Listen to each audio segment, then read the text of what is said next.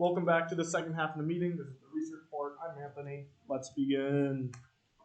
You interested in presenting, you can go to presentations.ritsec.club, sign up. You can get your free stuff that way, get a little lanyard. Oh, yeah.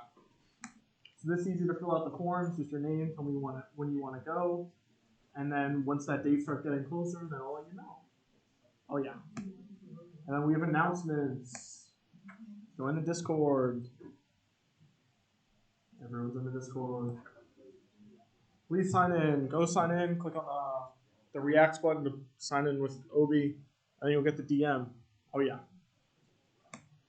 Check the calendar. Calendar gets updated with all the new events. Check the mailing list. This is how you see what's coming down the line. It's written by Sarah.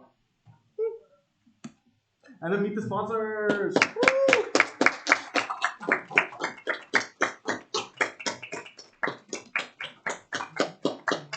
Oh, yeah. Cool. Today, cybersecurity news. We have VMware Cloud Foundation, RCE, Purple Urchin, and another Apple fix. VMware has released, never mind, ignore that. VMware released critical security updates yesterday. And this was affecting the VMware Cloud Foundation. And this is a flaw that's being tracked as CVE 2011 39144. And it has a base score of 9.8 out of 10 for being critical. Huh? 9.8 out of 10. That's 98% left that. Thank you. You need to aim for 10 out of 10. We're shooting for 10 out of 10 next time. And this exploits the Xstream open source library that is used by Cloud Foundation. And this is it uses unauthenticated endpoints to allow remote code execution as root on the appliance.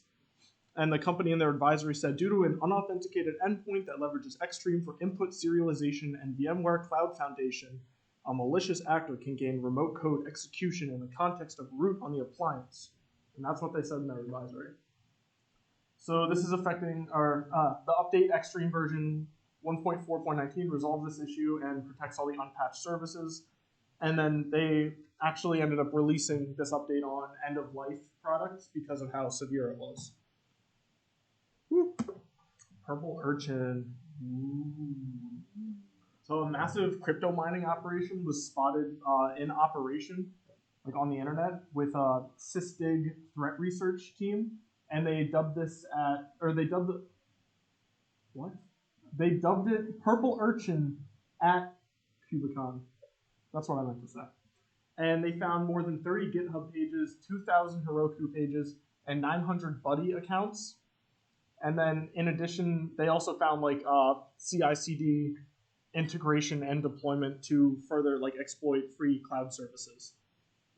So Sysdig estimated it costs each provider $100,000 to mine one single Monero, which was worth like $100-something.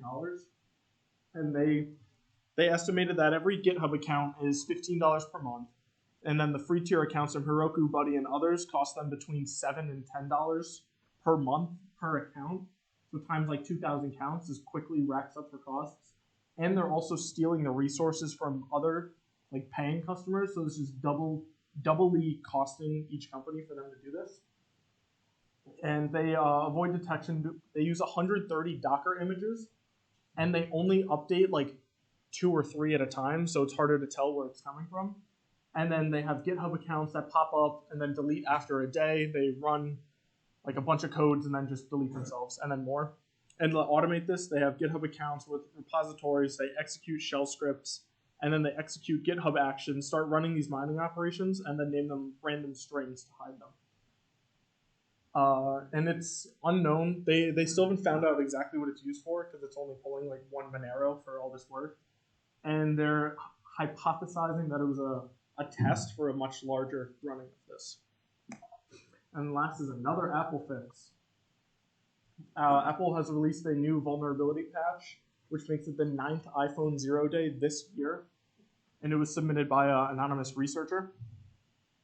It's being tracked as CVE 2022-42827, and it's another out-of-bounds write issue. And when this is exploited, it results in data corruption, app crashes, and code execution.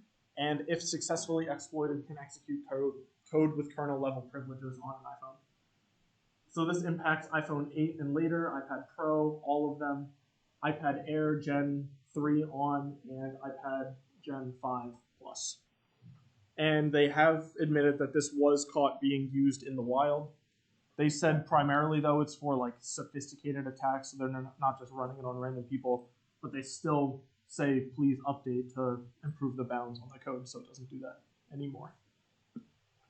Whew, these CVEs are really hard to say. But these are the sources. One of them's made up. That was a joke. And then without further ado, this week's presentation. We have Chase and Devin doing their UB lockdown experience. Alex is doing operating system security. Brad is doing cloud security part 2. And Malik is doing an OpenStack demo. I'm oh so excited, Malik. Please clap.